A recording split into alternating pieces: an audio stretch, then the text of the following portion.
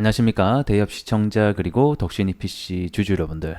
저는 덕신이 PC와 관련돼서 여러분들이 투자하시면서 알아야 되는 중요한 이슈와 주가 영향을 미칠 만한 요소들 하나하나 전달해 드리는 멘토 유진욱입니다. 자, 우리 덕신이 PC 하게 되면 현재 이 우크라이나 재건 관련주로 좀 움직이고 있는 상황이고, 어제의 장대 양봉이라고 해야 될까요? 상승도 이 재건에 대한 이슈를 제가 한 차례 설명을 드렸었죠. 오늘도 이와 관련된 호재거리가 발생을 하게 되면서 재건주들의 동반 상승이 나오고 있는 상태죠. 덕신이 PC는 좀 혼자만 좀 못 가고 있는 상황인데, 뭐 어쨌든 간에 이와 관련된 이슈들 전반적으로 오늘 좀 체크해보는 시간 가져보도록 하겠습니다. 자, 우크라이나 재건과 관련돼서 이 뉴스 두 가지를 보도록 하겠습니다.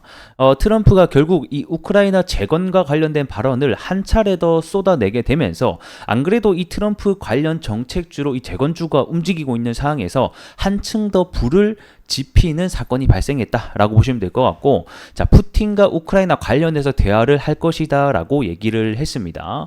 자, 그러면서 이 중재자 없이 대화를 할 것이다라고 얘기를 하면서 결국에는 이 재건과 관련해서 내가 당선이 되면 우크라이나와 지금 현재 러시아의 전쟁을 끝낼 수 있는 어떤 뉘앙스를 계속해서 풍기고 있는 상황이다. 그리고 그 기대감에 의해서 오늘도 재건 관련주들이 전반적으로 좀 상승이 나오는 하루가 되고 있다라고 보시면 될 것 같고, 그리고 이제 두 번째 뉴스입니다. 자, 한 차례 이 젤렌스키 같은 경우에는 계속해서 이 전쟁을 끝낼 생각이 없는 스탠스를 취하다가 이 트럼프가 당선이 될 것 같으니까 이제 이 11월에 평화회의를 준비하겠다. 제가 앞선에 이 평화회의 관련해서 이미 1차, 2차, 3차, 4차 그리고 이제 열리는 게 5차까지거든요. 그 평화회의가 사실 중국도 없었고 러시아도 없는, 당사자들은 없는, 좀 뭐라 해야 될까, 굳이 의미가 없는 이 평화회의를 계속 지속을 하다가 이제는 이 러시아도 당사자가 참여를 하는 종전에 대한, 휴전에 대한 가능성이 열려있는 평화회의를 준비하겠다라고 밝힌 적이 있었습니다. 그리고 그 평화회의가 이 11월 달 미국 대선의 기점에 좀 맞는 어떤 다양한 변화가 이루어질 수 있는 11월 기점에 또 평화회의를 다시 한 번 더 준비하겠다라고 밝힌 사항이다라고 보시면 될 것 같고요. 이 과거 회의 사항을 좀 먼저 돌이켜 보게 되면 23년도 6월 달에 이 덴마크 코펜하겐에서 1차 평화회의가 열리게 되겠고요. 그렇게 뭐 23년도부터 쭉쭉쭉 해서 최근에는 24년도 6월 15일 날 이 4차 평화회의가 열리게 됐었죠. 뭐 어떤 협의냐, 뭐 내용을 보게 되면 말 그대로 이 우크라이나 같은 경우는 러시아군의 어떤 군대 철수와 그 다음에 적대적 행위 중단 10개 항으로 구성된 이 평화 공식을 제안한 상태다라고 보시면 될 것 같고, 말 그대로 이제 너희가 빼앗은 땅 되돌려주고 뭐 러시아군 철수하고 수감자들 석방하고 전쟁 종식을 해달라, 이런 것들을 우방국에다가 알려가지고 내가 가지고 있는 어떤 뉘앙스, 이 내용들을 자기 편으로 끌어들여서 러시아를 압박하려던 게 이 우크라이나의 전략이었다라고 보시면 될 것 같고요. 하지만 다시 한 번 더 말씀드리지만 러시아와 그 우방국인 중국은 전혀 참여하지 않은 그냥 자기네들끼리의 회의였기 때문에 그동안 재건주들이 좀 힘을 못 쓴 상황이었는데, 이번에는 러시아라든지 중국이 참여하게 된다라고 하면 여기서부터는 좀 말이 달라질 수 있다라고 보시면 될 것 같습니다. 뭐 이제 내용을 보게 되면, 자, 우크라이나가 오는 11월, 원래 이 평화회의 2차가 추진이 된다라는 소식은 있었는데 구체적인 날짜는 안 정해졌었거든요. 근데 이제는 11월에 좀 추진이 되겠다라고 얘기가 나오고 있는 상태고, 뭐 어쨌든 간에 11월이 잡혀인 만큼 이 일정에 맞게끔 또 이 기대감을 가지고 움직일 수 있다는 점 우리가 알고 있어야 될 것 같습니다.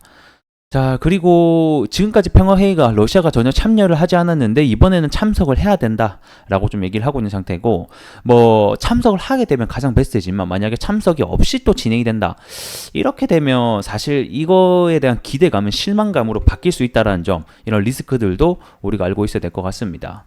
자, 그러면서 이 2차 평화회의를 서두른다라는 관측은 이미 제기가 됐다.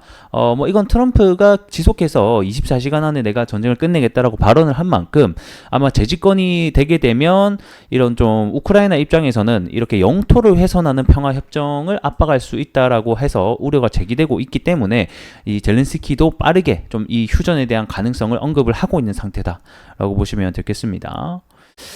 다만 우크라이나가 평화 협상에 나서지 않으면 무기 제공을 중단하는 방안을 보고받고 긍정적인 반응을 보였다라고 얘기를 하면서 이 트럼프가 집권하고 있는 공화당은 이 우크라이나 무기 지원을 반대를 하고 있는 당이다라고 생각하시면 될 것 같습니다.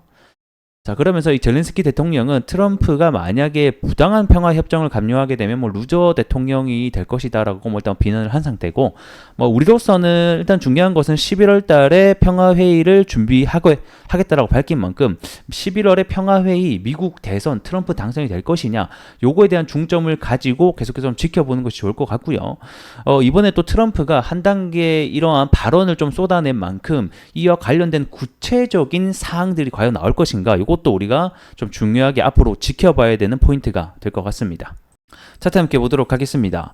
자, 어제도 해당 재건 이제 트럼프발 정책주로 좀 엮이면서 주가의 상승이 나와줬었는데, 오늘도 2% 상승했다가 현재는 61선 위에서 조금 맞고 밀리는 모습을 확인해 볼 수 있습니다.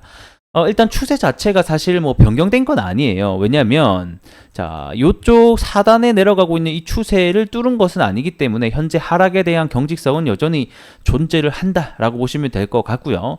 그래도 이 추세를 돌파하기 위해서는 이 전고점 상단까지는 주가가 올라와 줘야지, 그래도 단기적으로는 이 추세를 뚫고 좀 새로운 흐름으로 보여줄 수 있겠구나라고 우리가 좀 기대를 해볼 수 있을 것 같습니다. 그래서 지금은 덕신 EPC 혼자서 좀 못 가고 있는 상황이 되겠는데, 이 추후에 선발주자들이 더 올라가고 그 다음에 해당 일정이 가까워질수록 이런 후발주자의 키 맞추기도 언제든지 나올 수 있으니 이런 부분을 우리가 잘 알고 계시면 좋을 것 같고, 이 앞으로 영상에서 제가 이 관련된 일정, 재료들 앞으로 계속해서 전달해 드릴 수 있도록 하겠습니다. 일단은 제가 봤을 때는 이쪽의 매물 상단까지는 이 물려 계신 분들도 많을 것 같고, 여기서 돈을 쓴 구간들이 굉장히 다수 존재하기 때문에 이 박스권 전체적인 구간으로 보게 된 박스권이거든요. 이 박스권 하단만 사실 안 깬다라고 하면 다시 한 번 더 시간이 거쳐서, 그리고 이 금리도 인하가 되고 있는 시점이라서 이 건설주가 전반적으로 올라오는 시점까지 겹친다라고 하면 다시 한 번 더 좀 기대해 볼 수 있는 사항들이 나타나지 않겠나, 이렇게 중장기적으로 봤을 때는 이런 부분들도 보이네요. 자, 오늘 영상은 여기서 마무리해 보도록 하겠고요. 전 또 다음 시간에 더 나은 내용으로 인사드릴 수 있도록 하겠습니다. 고맙습니다.